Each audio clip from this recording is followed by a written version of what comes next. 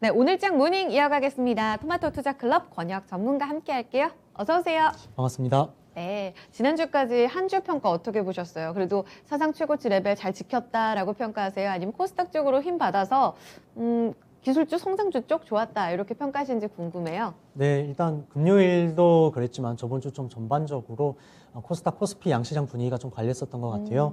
그 이유를 좀 살펴보자면은 일단 뭐 코스닥이 좀 상대적으로 많이 강했지만은 그 이유를 생각해 보자면은 일단 올해 2월 이후로부터 유동성 금융 장세에서 실적 장세로 좀 추세 전환이 되면서 이 시크리컬 원자재 쪽 오르고 또 그다음에 뭐 실적주 가치주들이 상대적으로 좀 많이 부각을 받았었죠. 그러면서 또 기술주 성장주들이 상대적으로 좀 소외를 받기 시작하면서 올해 코스피가 한 15% 가량 연초 대비해서 오를 때 코스닥은 한 7.2% 정도밖에 못 올랐더라고요. 네네, 소외됐었죠. 이렇게 여기서 제가 이제 그 6월부터는 좀 이 인플레가 변수에서 상수화 될 거라고 좀 말씀을 네네. 드리면서 기술주 성장주들 좀 계속 추천을 드렸었는데 맞아요. 올해 이제 이렇게 좀 코스닥이 좀 가장 높은 상승을 보여줬었던 게 6월이더라고요. 저번 주 또한 이제 코스피가 한 0.5% 정도 이게 떨어지고 마감을 했는데 코스닥 같은 경우는 저번 주 2.5% 오르고 네. 마감을 했어요. 예, 결국 좀 전략을 짜드렸듯이 이렇게 코스닥의 상승 추세가 지금 꾸준하게 지금 반격 추세가 일어나고 있는 상황인데 예. 이런 추세가 쉽게 꺾이지는 않을 거라고 보고 있고요. 큰 이유로는 뭐 두 가지가 있겠죠. 지금 이전에부터 지금까지 요소였던 장기채 금리의 안정화 네. 그리고 또 두 번째라고 한다면은 지금 금리가 이렇게 여기서 좀 더 오르더라도 네. 성장주 기술주들이 지금 뭐라고 해야 될까요? 성장률이 이 금리를 압도하게 돼버린다면은 기업 입장에서는 이게 리스크가 아니게 되는 건데 지금 시장의 기업 성장률, 그러니까 뭐 성장주든 기술주든 이렇게 좀 고무적으로 나오고 있는 업체들이 지금 많아지고 있는 상황이다 보니까 네. 그런 부분을 좀 말씀드리는 거고요. 그리고 저번 주 금요일도 그랬지만은 저번 주 좀 전반적으로 좀 개별 종목 장세가 좀 펼쳐졌었습니다. 제가 저번 주에 나와서 이 인플레에 대해서 좀 이슈부터 지수 플레이 이쪽으로 좀 관심 가지기보다는 네. 거시적 틀에 관심 가지지 마시고 이제 개별 종목군에 좀 네, 집중하라고 말씀을 좀 드렸었는데요. 네. 그러니까 21년 연초부터 6월 중순까지는 이 인플레 이슈가 좀 거대한 이슈였고 그러면서 시장을 좀 볼 때 거시적 인사이트를 바탕으로 좀 탑다운 방식의 매매를 해야 됐던 게 맞았더라면은 네. 이제부터는 이 6월 중순 뭐 저번 주도 좀 말씀을 드렸지만은 이 거시적 인사이트로 뭐 탑다운 방식이 아니라 이제는 좀 이 변수가 이제 상수화 될 거라고도 말씀을 드렸듯이 저번 주는 이런 바텀업 방식의 좀 매매가 좀 더 유효했었던 네. 그런 개별 종목 장세가 펼쳐졌었던 네네. 거죠. 그러다 보니까 좀 뚜렷하게 좀 반짝이는 섹터는 없었고 또 지수는 또 고점에서 좀 방향성이 애매한 상황이었다 보니까 네. 좀 이렇게 테마주들이 또 활기를 치기 좋았던 그런 장세가 펼쳐졌었습니다. 그래도 이걸 또 완전히 테마 쪽으로만 치부해 버리기에는 좀 특징적인 섹터들도 있고 부분도 있어서 좀 복기를 해보자면은 네. 일단 금요일 날 가장 강했던 업종이 좀 건설 업종이었잖아요. 예. 일단은 뭐 이쪽 연초 대비해서도 건설 업종을 제가 계속해서 좀 긴 호흡으로 보셔야 되는 섹터라고 말씀을 좀 드렸었는데 지금 코스피가 한 15% 가량 오를 때 얘네들은 33% 가량 올랐습니다. 와, 거의 2배 이상 이렇게 네. 높은 수익률을 보여주고 있는데 건설업종은 이제 당시에 좀 저평가 매력 구간이 분명히 있었어요. 근데 지금도 물론 있긴 하지만은 그래도 상대적으로 그때에 비해서는 이 저평가 매력도가 좀 축소된 상황이니만큼 네.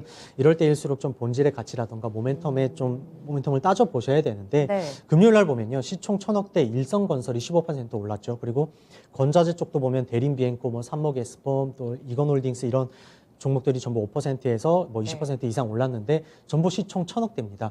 그러니까 사이즈가 중요한 게 뭐냐면 이게 얘네들뿐만이 아니라 지금 뭐 DLENC라던가 시총 3조 정도 되거든요. 그리고 현대건설 시총 한 네. 6조 정도 되는 이런 종목들도 신고가를 내면서 각각 5.9%, 3.8% 상승 마감을 했다는 거죠. 네. 신고가를 내면서요. 그러니까 네. 앞서 말씀드린 건자재 쪽도 보시면은 뭐 LG 하우시스가 4.5% 정도 상승을 예. 했는데 거의 양봉 꽉 채우고 마감을 했습니다.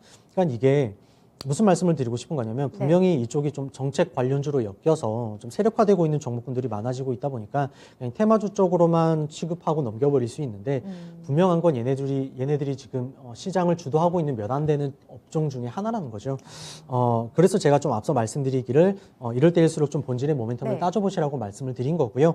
올해 허그에서 지금 분양가 상한제를 좀 완화를 시켜주면서 하반기 이후로는 지금 이 원가 상승에 대한 부담을 좀 가격 전가를 할 수 있는 그런 모멘텀이 생기면서 이 스프레드 마진도 좀 개선이 될 거라고 좀 보고 있는데 네.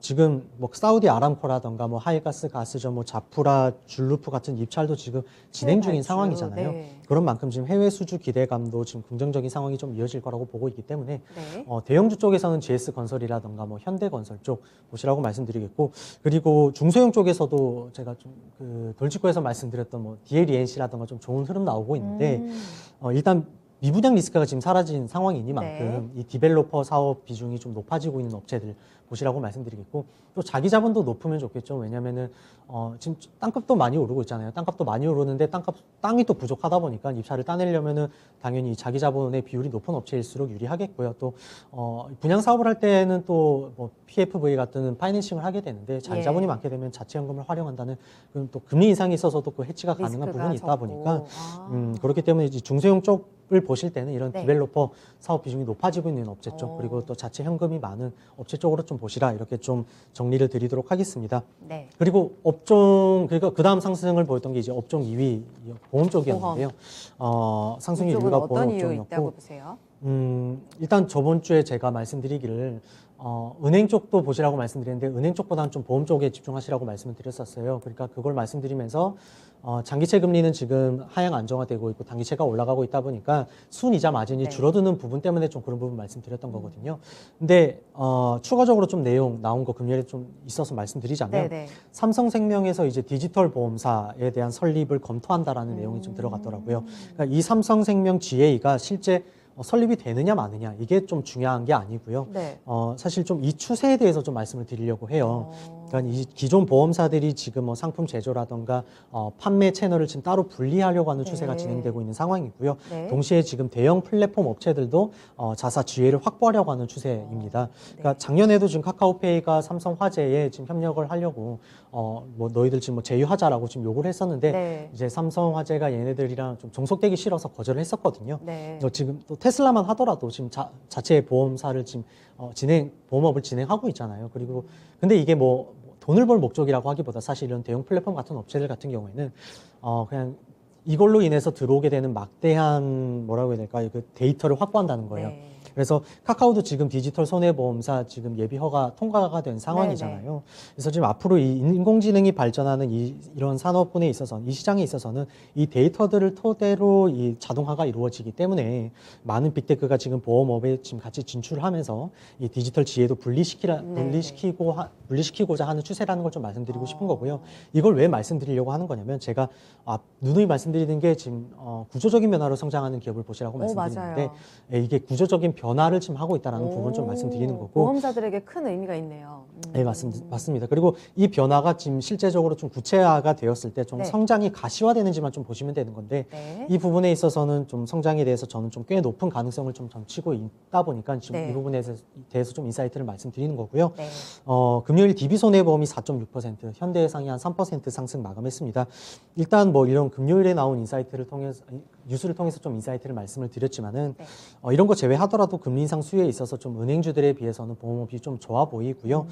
역시나 지금 굉장히 저렴합니다. 지금 네. 코로나 이후에 지금 그 이전의 가치를 회복하지 못한 유일한 업종 중에 섹터라고 막 하나라고 좀 그러더라고요. 네, 말씀드리겠고요. 그리고 제가 좀 전부터 이렇게 보험사들을 좀 이렇게 말씀을 좀 드리다 보니까 예. 이제 손해보험을 사야 되냐, 뭐 생명보험을 사야 되냐 이렇게 그 안에서도 뭘 말씀 주시는 분이 고를까요? 있더라고요. 네. 그래서 굳이 좀 나눈다면 큰 네. 의미는 없지만 굳이 좀 나눈다면 손해보험사 쪽을 보시는 게 수급적으로도 유리할 거다고 말씀을 드리겠고요. 네.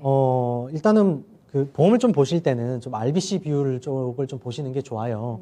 그러니까 RBC가 뭐냐면 지금 네. 그러니까 보험사들이 가지고 있는 다양한 리스크들이 있잖아요. 예. 근데 그 다양한 리스크들을 그 계량화시켜서 그 수치화해서 그거를 이제 그 값에 대비한 자기 자본이 얼마나 있느냐 이거를 나타내는 게 RBC인데요. 네. 근데 쉽게 말씀드리자면 위험 대비 자기 자본입니다. 네. 위험 대비 자기 자본 이 RBC가 생명보험사들에 있어서는 뭐 크게 문제가 안 되더라도 이 손해보험사들이 RBC가 좀 더 좋거든요. 네. 그래서 이 금리 하락기에는 이게 큰 문제가 안 되는데 큰 영향을 안 주는데 금리 상승기에 있어서는 이 RBC에 좀 민감도가 커집니다. 네네. 그래서 이런 부분에 있어서 뭐 안정성 측면도 그렇고 이런 센치멘탈적인 측면이 또 수급적으로도 이어지는 부분을 생각한다라면은 꼭 따져본다면 손해보험 쪽이 좀 더 좋을 거다라고 좀 정리 드리도록 하겠습니다. 네. 금요일에 주인공이 됐던 섹터의 연속성과 함께 여기서 종목을 고르는 법까지 저희가 또 챙겨드렸어요. 그럼 오늘장 키워드는 어디에 포커스를 맞춰야 될지도 한 번 더 정리 도와드려야죠. 금요일에 미국 시장에서 사상 최고가 랠리가 나왔고 또 지표가 나와서 거기에 대한 말씀도 또 해주실 것 같아요. 오늘장 대비할 때 이런 내용들 어떻게 좀 토대로 참고해 볼까요? 네. 일단 금요일 밤 저번 주 나온 거 미국 비농업 고용지표가 먼저 나왔죠. 네. 시장 예상치가 70만 명이었는데 85만 명 나오면서 나왔죠. 서프라이즈가 나왔습니다. 네. 마음 이렇게 고용지표가 서프라이즈하게 나왔는데도 불구하고 장기채 금리가 1.45에서 1.43으로 떨어졌어요. 그러면서 이제 말씀 주셨던 것처럼 뭐 S&P 지수라던가 나스닥이 나스닥. 전부 신고가 랠리를 펼치는데 뭐 0.75%, 0.8%씩 올라갔더라고요. 네. 일단 실업률이 전월 대비해서 뭐 올라간 부분, 뭐 컨센 대비해서도 올라간 부분이 있겠지만은 사실 이건 좀 해석하기 나름이거든요. 어떻게 그러니까 해석하세요? 이게 시장이 만약 악재에 민감하게 반응을 했다라고 네. 하면은 이게 그냥 고용지표 서프라이즈한 게 나온 것에 포커스를 맞춰서 이게 지금 반대 방향의 좀 시장이 분위기가 형성됐다라고 해도 이상하지 않아요. 근데 그렇죠. 이게 고용지표가 높게 나온 거를 금리 인상 시기를 앞당겨야 되는 부분으로 포커스를 맞추는 게 아니라 그냥 경제 회복에 대한 부분으로 좀 포커스를 맞춰서 시장이 해석했다라는 거죠. 그래서 이건 좀 양날의 검이기는 합니다. 왜냐하면 이게 긍정적인 부분부터 좀 말씀을 드리자면 네. 사실 지금 이런 이슈도 시장이 호재로 소화시킬 만큼 지금 시장에서 너희들 쫄 필요가 없다라고 좀 강한 상승 모멘텀을 말하고 있는 부분인 거고요. 그리고 좀 부정적인 부분도 같이 좀 말씀드리자면은 네. 시장이 지금 우려를 하고 있고 걱정을 하고 있는 부분이 걱정하고 있는 만큼 사실 이게 위기가 실현될 가능성이 그만큼 줄어드는 건데 이게 지금 이게 좀 우려감이 이렇게 지나치게 해소되는 경우에 있다라면은 네. 언제 한번 또 연준이 뒤통수를 치게 될 경우에 크게 자빠질 수 있다라는 부분인 거죠. 그래서 이런 양면적인 네. 부분에 대해서는 좀 알고 계셔야 된다는 네. 거고요. 그럼에도 불구하고 저는 좀 시장 상방에 좀 베팅을 해야 된다라고 좀 말씀을 드리고 싶은데 먼저 그 고용 지표를 뜯어보니까요. 그 실업률도 증가를 했겠지만은 네. 노동 참여율도 좀 문제가 있더라고요. 코로나 직전인 2020년 2월에 네. 그 노동 참여율이 63.4%였거든요. 네. 그리고 이 코로나 정면으로 맞고 있었던 20년 7월에 보면은 노동 참여율이 61.5%로 크게 줄어요. 그런데 1년이 지난 지금 시점에 보니까 큰 차이가 없이 62.8%가 나왔습니다. 그러니까 무슨 말이냐면 이만큼의 인구가 지금 부양자에서 피부양자로 전환이 됐는데 그게 고착화되어 있다는 의미고요.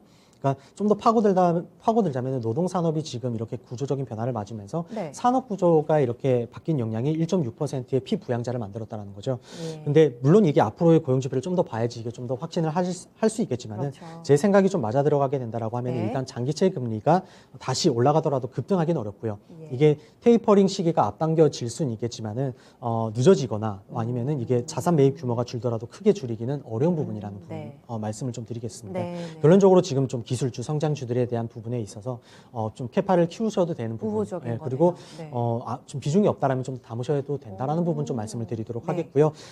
물론 코스피보단 코스닥이 좀 더 가겠죠. 그래서 역시나 개별주에 대한 장세가 좀 더 펼쳐질 거라고 좀 말씀드리도록 하겠습니다. 네. 그리고 금요일에 통계청에서 좀 물가 지표가 나왔더라고요. 그래서 좀 말씀드리는 게 음식료주들에 대한 분할적인 매수 관점 좀 네. 가져보실 때가 된 것 같다라고 말씀을 드리겠고요. 예. 결국 이거는 뭐 우리 소비자들도 좀 피해를 보긴 하겠지만은 지금 음식료주들 그 물가 지표 보니까 농축산물이 지금 제가 1월부터 계속 보고 있는데 계속 두 자릿수의 상승을 하고 있어요. 그래서 동시에 이런 B2B 업체들을 통해서 공급받고 있는 B2C 업체들의 비용적인 부분에 대한 리스크가 커지고 있는 상황이니만큼 네. 이 압박이 지속돼서 커지고 있는 만큼 실적 우려에 대해서 네. 좀 관심을 가져보셔야 된다. 그러니까 실적 우려가 그만큼 안 좋아지고 있는 상황이니만큼 예. 오히려 이게 좀 개선될 상황을 좀 보신다라고 한다면은 지금 주가도 이쁘게 조정받고 있잖아요. 네. 그래서 그 부분을 본다면은 이쪽 산업군들에 대해서 좀 관심을 가져보셔야 되겠고요. 특히 좀 이쪽 산업군들이 지금 정부 압력 때문에 판가를 올리기 어려운 못 부분이 올리고 분명히 있죠. 근데 네. 특히나 시기적으로 뭐 정부 임기 말이라던가 임기 초에 좀 이래서 판가를 올리는 부분이 분명히 있다 보니까 예민하니까. 네. 이런 시기적으로도 좀 맞아 떨어질 거라고 보고요. 네. 이게 좀 마진 스프레드가 좀 이렇게 보통 이 정도였다라고 하면 이게 코스트가 올라가면서 피를 같이 증가시키면 결국 마진 스프레드가 그대로가 아니냐 이렇게 그럴 말씀하시는 수 분들도 있겠네요. 있는데 네네. 일단은 뭐 그 부분에 있어서는 앞으로 이제 사이클이 다시 돌면서 곡물가는 다시 떨어지잖아요. 근데 B2C 업체들 같은 경우는 다시 판가를 낮추진 않겠지만은 그렇죠. B2B 업체들 같은 경우도 결국 후행적으로 움직이다 보니까 결국에 그 시기적으로 이 마진 스프레드가 커지는 그 시기가 분명히 있습니다. 그래서 그 부분에 대해서 다시 한번 기업으로 보셔야 되는 네. 산업군이라고 네. 다시 한번 말씀드리도록 하겠고요. 네네. 또 보실 게 이제 메타버스 그리고 바이오테크 쪽입니다. 네. 그러니까 코로나 관련 테마군들이 성장주. 지금 난리를 치고 있는 상황이지만 이런 상황들이 지금 바이오의 바잉 트렌드를 상승 랠리를 좀 끌어올리고 있다는 부분도 네. 분명히 있고요. 그래서 지금 뭐 특별히 지금 악재도 없이 시장에서 지금 소외되고 있는 그런 바이오 종목군들에 대해서 좀 관심을 가져보셔야 되는데 지금 계속 자기 좀 쳐다봐달라고 고개를 들고 있는 종목군들이 네네. 보이더라고요. 뭐 그런 종목군들이 지금 뭐 ABL 바이오, 예. 뭐 올릭스, 녹십자, 랩셀, 뭐 매드팩터, 오스코텍 등등 이런 종목들이 요즘 고개를 들고 있는데 네. 사실 이런 쪽이 지금 작은 이슈에도 요즘 좀 호재를 바로 반응하고 있는 부분도 분명히 있더라고요. 그래서 오, 심리가 좋군요. 이쪽에 좀 뭐 주가가 지금 제가 이거 사실 좀 그 돌직구에서 미리 좀 말씀드렸던 건데 그때에 비해서 좀 주가가 오른 만큼 네. 리스크 관리 측면에 있어서도 좀 섹터별 순환매가 앞으로 또 돌 텐데 그때 이제 조정받는 타이밍의 진입각을 보시면 된다라고 좀 네. 말씀을 드리겠고요. 메타버스도 보니까 지금 네. 금요일장에 차트를 좀 이쁘게 돌려놓은 종목군들이 이렇게 많이 보이더라고요. 금요일에 좀 생뚱맞긴 한데 JYP의 박진영 대표가 2.5% 대주주 지분 매각을 했어요. 근데 이거를 JYP의 호재냐 아니냐에 포커스를 맞추시는 것보다는 네, 그냥 네. 이런 대주주의 마인드 하나가 근본적으로 어떤 산업군에 좀 긍정적인 모멘텀을 발휘하느냐에 포커스를 맞추게 된다면은 네. 그게 또 결론적으로 메타버스가 메타버스인가요? 되거든요. 그러니까 이 지분이 어디로 갔냐라고 하면은 어피트 운영사인 그 두나무랑 협력하기 위해서 지분을 매각을 했습니다. 네. 그래서 이게 뭘 의미하는 거냐면 뭐 네. JYP가 비트코인을 한다라는 게 아니고요. 네. 이 하이브라던가 SM 네이버에 의해서 이 데이터 그러니까 플랫폼 비즈니스 확장에 그 가치 대열에 합류를 한다라는 의미로 보시면 되는 거고요.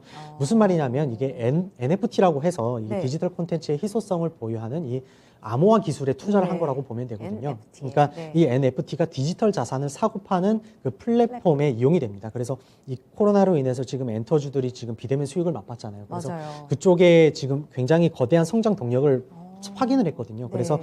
결국 그 시장의 크기를 키우기 위한 투자라고 보시면 되는데 제가 네. 저번에 엔터주 추천드리면서 뭐 광고주도 좀 말씀드리면서 이런 부분이 있었는데 결국 같은 흐름이죠. 네. 이게 외부적 산업 구조가 데이터 플랫폼, 뭐 컨텐츠와 뭐 유튜브, 메타버스 쪽으로 이렇게 지금 산업 구조로 빠르게 변화를 하면서 연관 기업들도 지금 발빠르게 내부 구조를 변화하면서 맞춰가고 구조적으로 있다라는 바뀌고 부분을 있다. 말씀드리는 건데 네. 그래서 이런 부분에 대해서 뭐 네. JYP의 호재냐 아니냐로 판단하시는 것보다는 결국 이런 산업군의 거대한 형태 변화가 일어나는 것이 지금 연관 기업들이 지금 네. 같이 이렇게 발을 맞추고 있다는 것에 포커스를 맞추게 된다면은 결국 메타버스를 뗄래야 뗄 수가 없고 결론적으로 또 메타버스가 나오게 되더라고요. 네. 그래서 이런 부분 또 역시나 좀 이번 주도 역시나 꾸준히 좀 관심을 가지셔야 되는 위치에도 있다 보니까 좀 같이 좀 정리해서 이렇게 말씀드리도록 하겠습니다. 네. 꼼꼼하게 좀 살펴주셨어요. 고용지표를 어떻게 볼 것인가 해석의 관점 유념해 보셔야 될 것 같고 오늘 세 가지 섹터가 함께 나왔습니다. 이 안에 특징주 또 관심주가 있을 것 같은데 전문가님 오늘장 관심주 누군가요? 네, 이번 주 좀 메타버스 쪽에서 가져와 봤고요.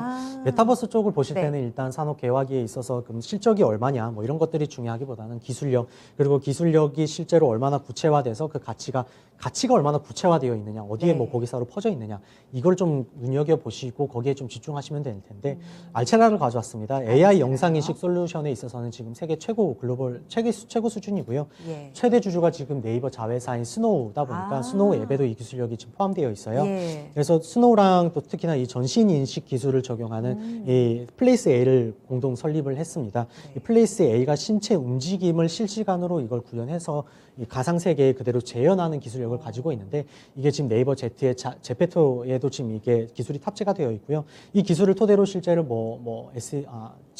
YG라던가 그다음 JYP에도 지금 이 하이브. 팬사인회랑 미팅을 네. 열었었어요. 그래서 지금 현재 결제 서비스라던가 그뿐만은 아니라 뭐 미국의 산불 감지 시스템에도 지금 알체라 기술이 포함이 되어 있거든요. 사용되고 있는데 실제 뭐 미국 캘리포니아의 소노마 카운티라는 그 정부에서 지금 네. 알체라 기술을 통해서 지금 산불을 네네. 통제하고 있고요. 이거는 그러니까 말씀드리고 싶은 건 이게 사실 얼굴 인식이라던가 신체 인식이랑 관계가 없잖아요. 그러니까 드리고 싶은 말은 카메라가 있는 모든 곳에 이 기술이 들어갈 수 있다는 부분 좀 말씀드리고 싶은 건데 실제 지금 이게 알체라 황영규 대표의 지금 비전이기도 합니다. 그래서 지금 대부분 메타버스 관련 기업들이 지금 뭐 마찬가지지만 실적이 받쳐주는 기업은 아니에요. 그런데 예. 다만 주요 고객사들이 뭐 카드사, 신한카드, 하나카드, 뭐 통신사, 뭐 LGU 든든한 플러스, 쪽으로. 네이버 포함해서 이렇게 확장되고 네네. 있고 메타버스 관련 기업들이 정말 많은데 이렇게 그 중에서도 미래 가치에 대한 그 실체가 지금 확실하게 있는 기업이라고 좀 정리드리도록 하겠습니다. 긴 호흡으로 접근해 볼까요? 가격 전략 어떻게 보세요? 긴 호흡으로 보셔도 되겠고요. 가격 전략은 일단은 매수가는 45,500원 이하권 말씀드리겠고 1차 오, 목표가는 4만 원 말씀드리도록 하겠고요. 손절가 32,000원 말씀드리도록 하겠습니다. 있습니다. 네, 지난 금요일 종가 35,450원입니다. 이 구역에서는 모두 다 좀 들어갈 수 있는 것으로 봤고요. 손절 라인은 32,000원, 목표가 4만 원 도달 가능할 것으로 봤습니다. 상장 이후에 퍼포먼스 본격적으로 나올 수 있을지 지켜보셔야겠어요. 전문가님 말씀 잘 들었습니다. 감사합니다. 네, 오늘 관심주 알체라였습니다. 오늘장 모닝 전략 챙겨드렸습니다.